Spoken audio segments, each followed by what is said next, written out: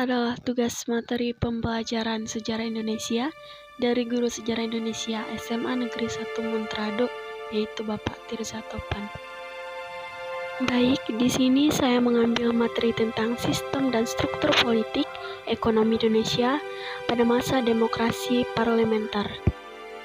Pada bagian A adalah perkembangan politik masa demokrasi liberal. Bangsa kita sebenarnya adalah bangsa pembelajar. Indonesia sampai dengan tahun 1950-an telah menjalankan dua sistem pemerintahan yang berbeda, yaitu sistem pemerintahan presidensial dan sistem parlementer. Salah satu ciri yang nampak dalam masa ini adalah sering terjadi pergantian kabinet. Mengapa sering terjadi pergantian kabinet? Hal ini terutama disebabkan adanya perbedaan kepentingan di antara partai-partai yang ada. Perbedaan di antara partai-partai tersebut tidak pernah dapat terselesaikan dengan baik, sehingga dari tahun 1950 sampai tahun 1959 sering terjadi silih bergantinya kabinet. Mulai dari kabinet Natsir, kabinet Sukiman, kabinet Wilopo, kabinet Ali Sastroamidjojo, kabinet Burhanuddin Harahap, kabinet Ali Sastroamidjojo II, dan kabinet Juanda. Di situ bisa kita lihat.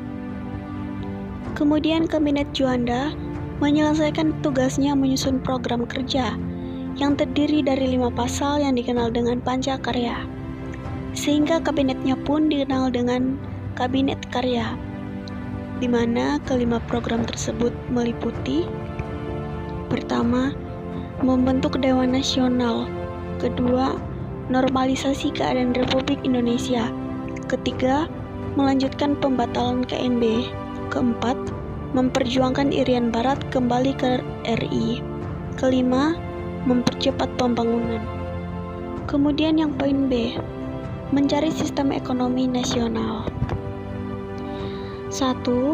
Pemikiran ekonomi nasional. Pemikiran ekonomi pada tahun 1950-an pada umumnya merupakan upaya mengubah struktur perekonomian kolonial menjadi perekonomian nasional. Hambatan yang dihadapi dalam mewujudkan hal tersebut adalah sudah berakarnya sistem perekonomian kolonial yang cukup lama. Warisan ekonomi kolonial membawa dampak perekonomian Indonesia banyak didominasi oleh perusahaan asing dan ditopang oleh kelompok etnis Cina sebagai penggerak perekonomian Indonesia. Perhatian terhadap perkembangan dan pembangunan ekonomi dicurahkan oleh Semetro Jojo Hadikusumo. Ia berpendapat bahwa pembangunan ekonomi Indonesia pada hakikatnya adalah pembangunan ekonomi baru. Semetro mencoba mempraktikkan pemikirannya tersebut pada sektor perdagangan. Ia berpendapat bahwa pembangunan ekonomi nasional membutuhkan dukungan dari kelas ekonomi menengah pribumi yang kuat.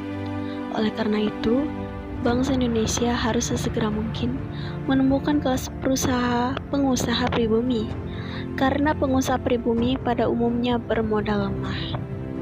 2. Sistem ekonomi liberal. Sesudah pengakuan kedaulatan, pemerintah Indonesia menanggung beban ekonomi dengan keuangan yang cukup berat, dampak dari disepakatinya ketentuan-ketentuan KMB, yaitu meningkatnya nilai hutang Indonesia, baik hutang luar negeri maupun hutang dalam negeri.